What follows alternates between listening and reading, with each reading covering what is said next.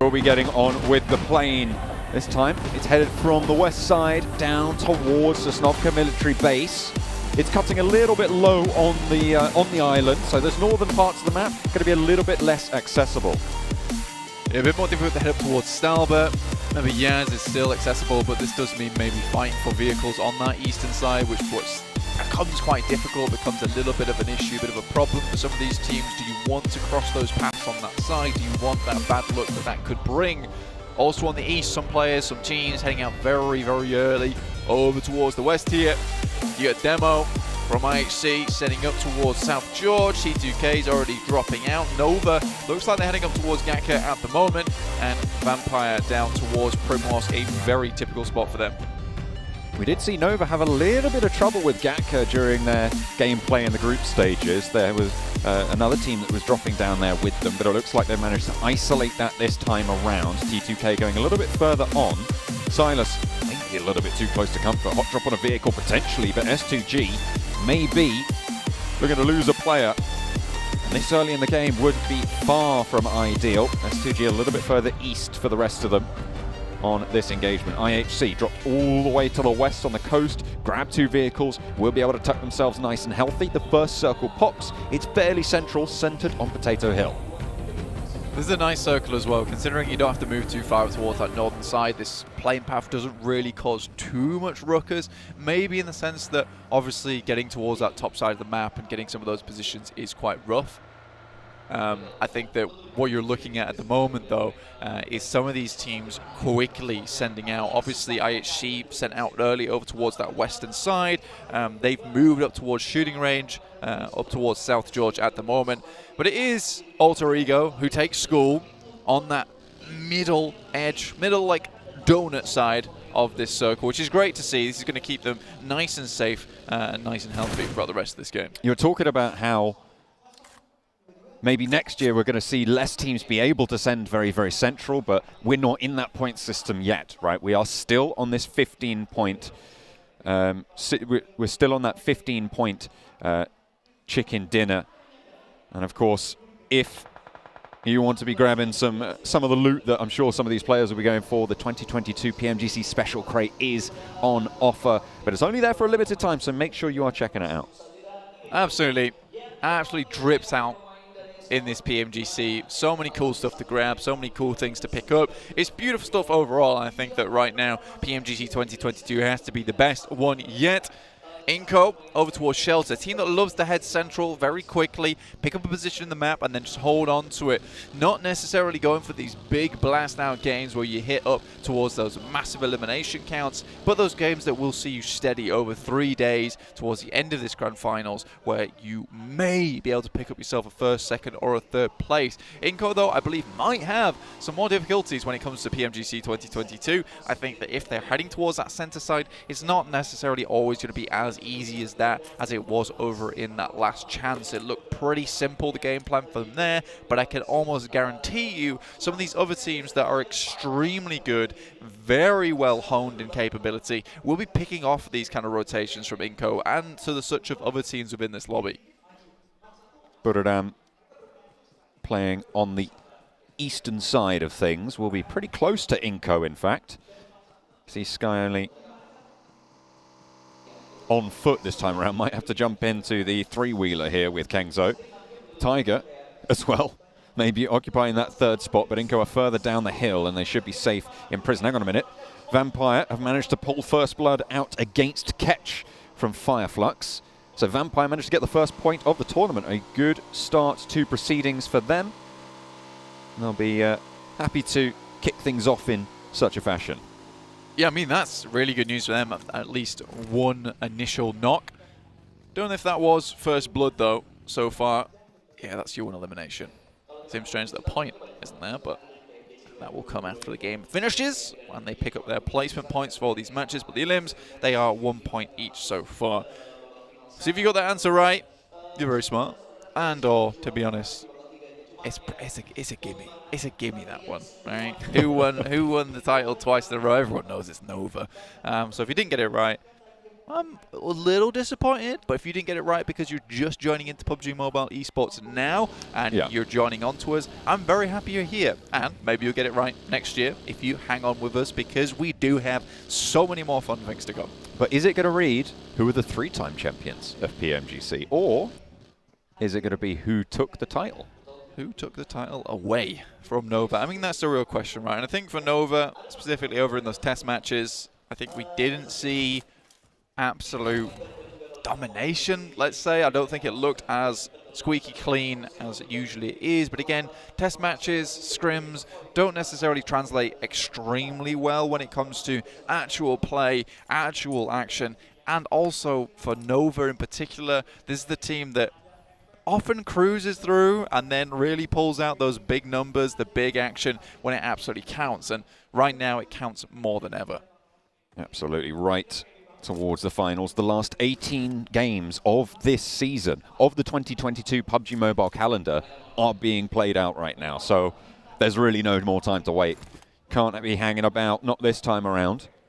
But they do have their countrymen to worry about. The Wolves obviously coming in from the PL, coming into this as a potentially even higher seed than Nova, having beaten them out previously. You've also got 4 Angry Men who were able to qualify directly through from the group stages. Yeah, I mean, 4 Angry Men are a very, very good team, doing particularly well in PAL as of recent. I think they had a bit of a fall-off over in 2021, right? And I thought it was a bit of a shame that we didn't see them in 2021, considering they did have such a splash over in 2020.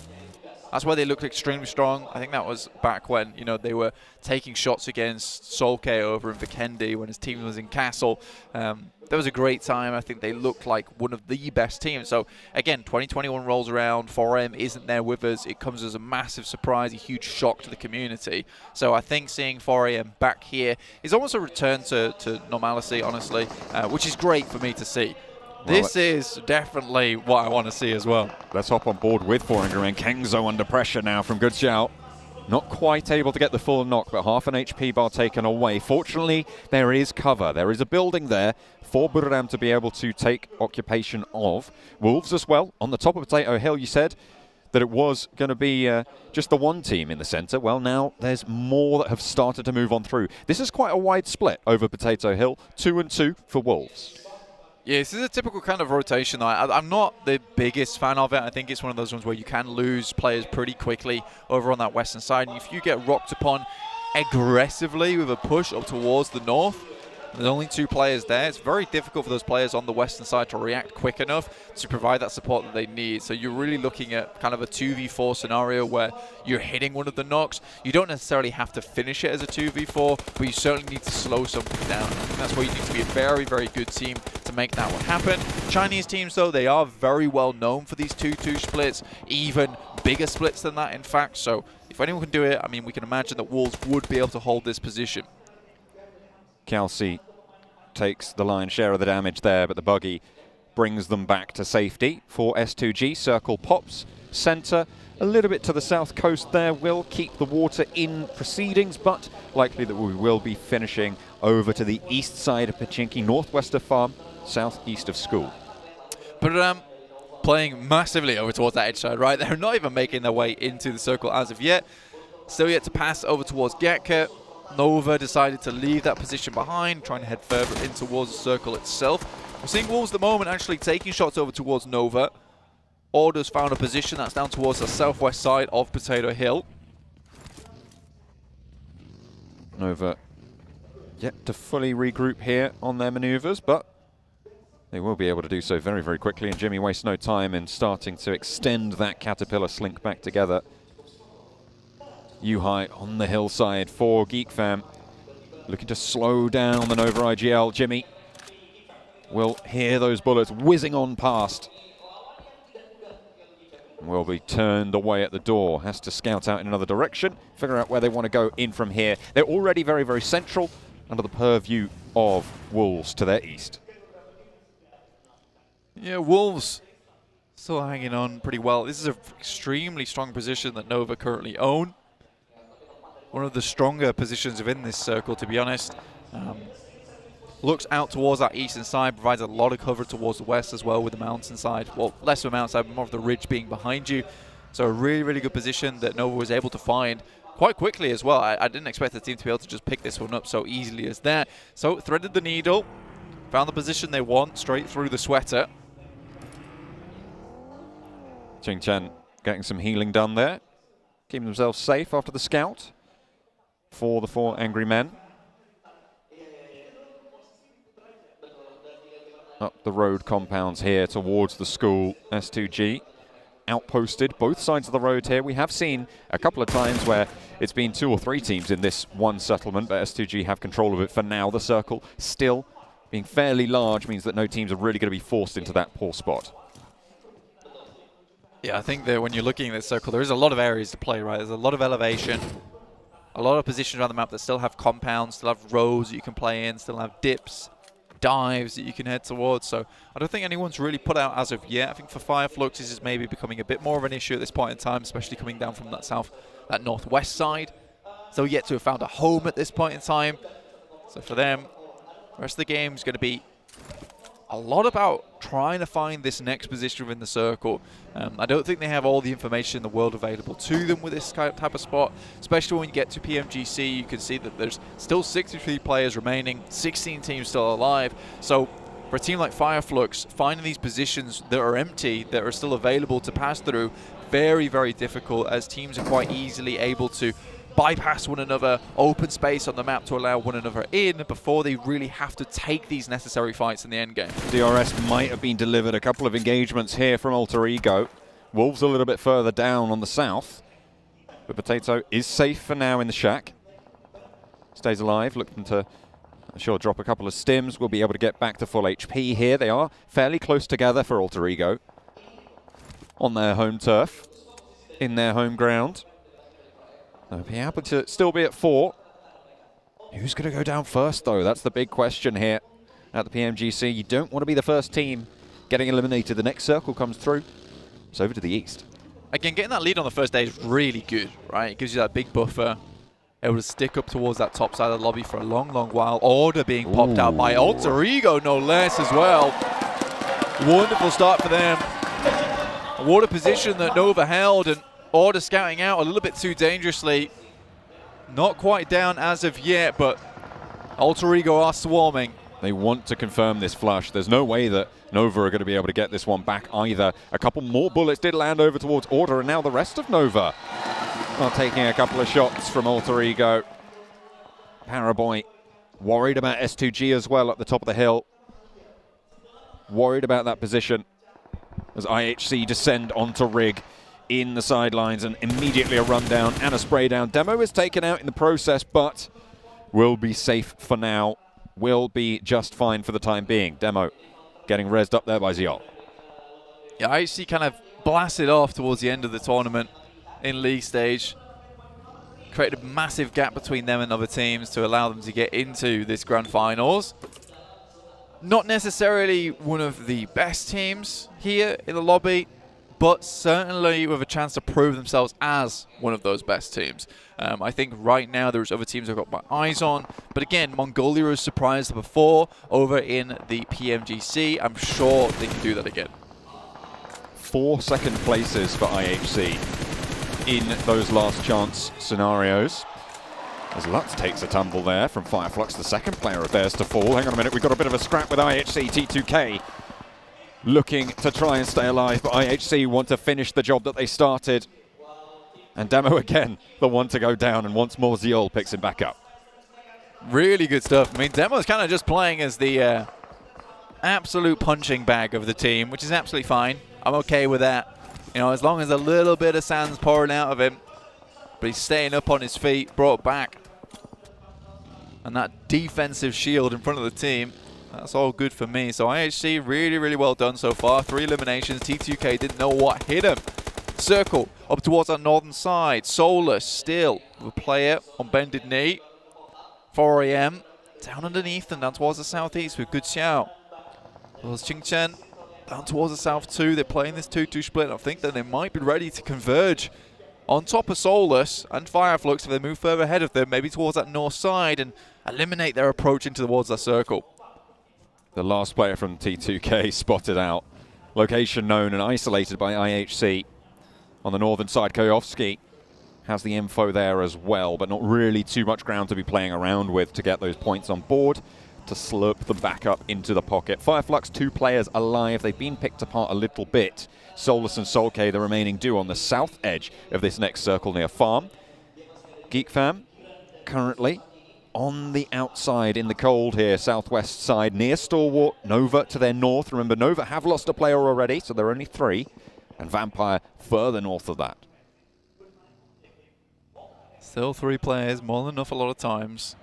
Influence came in, had a seriously good run throughout the entirety of this year. It's not a case of a team that suddenly they were hit by bright light and able to head in towards the mirror and realize they didn't need the glasses anymore and they were somewhat more muscular. They've always been that way. They've just been working on it for quite some time. Fortunately, it's not going well for them. Oh, Influence came in, getting caught up in the web of it. IHC stringing them along now. Only Law remains on the backstop as Nova have their own problems to deal with. Nades out through the window. Hang on, 2 teams have already fallen there. The burn down as Geek Squad try and roll it into Nova. It's not going well. They're turning the tides. Jimmy is down, sure, but King and Paraboy set up the crossfire and the Geek Fam are cut down. Goodness me, Geek Fam. This is a great chance to represent Malaysia here in the PMGC Grand Finals and look for that grand title itself. Unfortunately, going against Nova and getting picked apart like that does not bode well towards a team that is currently defending. Vampire Esports, on the other hand, this may be a different team, a different type of beast altogether. Jimmy did go down in the process, so 2 players alive now for Nova. A knock went over towards Vampire earlier. Schweppes puts a nade through the window to back him off the angle. Oh, it's beautiful! But it goes long and through the door. Paraboy runs right on into it. King now needs to reposition. GeekFam might be able to stay alive off the back of this knock. King dropping those smokes, allowing himself to cross, making sure that he has the cover. Fluke cannot really go for this full aggression just yet. They have to be worried about GeekFam as well, but the hillside's now controlled. King in for the res, but in comes Stoned and Ravenclaw in the vehicle. In through the window, pulls the ordnance, and there they go. Nova down and out in the first match. An entirely different beast is exactly what this team is. Sharp fangs, long claws, and massive, massive potential to scare here in the late game, prowling out from the bushes. Really, really well done to Vampire Esports. Cut themselves a nice bit of the circle for themselves over on this western side, can move through it. Good positions to move up against as well towards that east. With Alter Ego taking a couple of knocks there, that might just be their go signal. Delta definitely spotted Qingchen going on into the shack, and there's the Molotov. Is it going to spread? Is it just fallen a little bit short? I think it might be able to get a first aid off there and stay alive, but that nade in through the door might just seal the deal. Outside again, a DRS laying it short. DRS, honestly, they played a very safe type of game over in the league stages, waited a long, long time, and it wasn't until towards those final moments we really saw what they were made of, John, honestly. And I think that once we did see that, we saw that, you know, they were maybe a little bit more tougher than we expected. Considering now on the edge a lot of times, now they're taking the fights to these big teams over the PMGC. Wolves stalwart already looking for the crash. The Wolves lose the first on the engagement. Action already on 2 eliminations as Remember falls. Memory wiped out as well. Scry into the ground floor, stays up and kicking as well. Beautiful and Pick feet to the back lines now. Looking to pick Remember back up. Scry gets that heal off and they remount their aggression. Scry in through with that DBS. Action takes a lot of damage, but Pika is already forwards with the UMP. Pick feet falls on the top floor and Beautiful's there as well. He's found and Stalwart keep it on rolling. The Chinese teams are being pulled apart here, Blank. Really good stuff there from Stalwart. And again, this is definitely no longer these years of PMGC being all about China. We have some seriously good teams, Alpha 7 included, taking it to the guys from Buddhadam so far. Mythic down behind them, but if anyone can do it, Revo can. This guy has been certainly impactful for the team. Carrillo is still there as well. Tiger with the zone pushing in will have to move now. Demo from IHC. We've seen him be, you were talking about it, a little bit of a punching bag earlier, Blank, and that sand is still topping him up. Vampire on the western edge. playing still with 4. Pushing in, they will need to move past Alter Ego. Fnatic on the off angle. Vampire may be potentially unaware of it, but it looks like they're playing on that ridgeline. 4 players from Alpha 7. In the meantime, on the eastern side, this is the opposite end of the circle from Vampire and Alter Ego. They're going to move on forwards, take the challenge with DRS. IHC forcing this into a linear engagement. Again, a lot of fights can start to pop off now. All these positions no longer really able to just sit around and wait for these teams to get a little bit closer. Inco, though, once again, that macro, that game sense coming to play where they pick up that northern side compound. They do it so often, they do it so well, it almost looks like luck, but I don't think we can say that it is anymore. They just have a very good awareness of where these circles are going and which are the best compounds, which are the best routes in. All 4 players currently holding on that northern side. The only other teams that may be able to contest is S2G as well as IHC, right on the edge. But look at this, IHC is suffering. Alpha 7, they felt the pressure of that linearized fight and they said, you know what? We're not messing about here. We're going to isolate you. We're going to take you out of the mix. 6 eliminations now on the cards for Alpha 7, and they can continue to push in from the eastern side towards and potentially past DRS. Alter Ego in the meantime. Potato up the top of the hill has got a lot of sightlines to deal with, but Stalwart have other ideas. They're going to move up and potentially look to dethrone him. Stalwart, like you said, looking to pull the players from Alter Ego away from this position. They also have to worry about Vampire Esports, who I think just have found one over on Alter Ego's side. That's Rex going down. Fnatic, Pmgc still alive over towards the north here on that 2-1 split. So Inco really still have a fantastic position in the circle. Looking to pick up some big points here to start off the game. This is what they usually do. It's what they usually did over in league stage, which is pick themselves up a big game at the beginning and then run from it from there. Alpha 7 have taken a knock, as have Stalwart. Vampire, 5 eliminations. They're playing well and together, but they have got a little bit of ground to cover now ahead of them. Alter Ego stay alive as 3. Taking heavy punishment from the north side now. It's S2G taking shots out their way. Fnatic will be able to get that first aid off, but up goes the vehicle and slow it goes down. Potato gets baked. And they're looking to add the cheese as well for 4 angry men. It's just Qingchen remaining. The Bison in hand as well. Pmgc last standing, wants to res Fnatic in this position. Qingchen flushes out the teammate. Again, if he takes down the last 2, that would be a pretty convincing 1v3 coming through from 4 AM. With 8 teams remaining, potentially some good points here for them. DRS still going strong though. You see them with 4 players still alive, 4 eliminations, certainly not bad. Alpha 7 with 6 and 4 teammates still up. Make that 7 now, looking to start out these games strong. Inco in an engagement, but Nene Bete is holding his own, as we know he can do for Inco.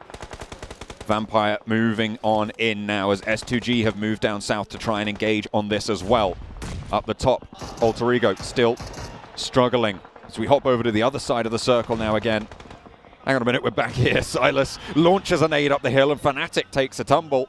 Pmgc last standing now for Alter Ego. Damage done though to the ranks of the Vampires as Alter Ego swept aside. 8th place, 1 elimination.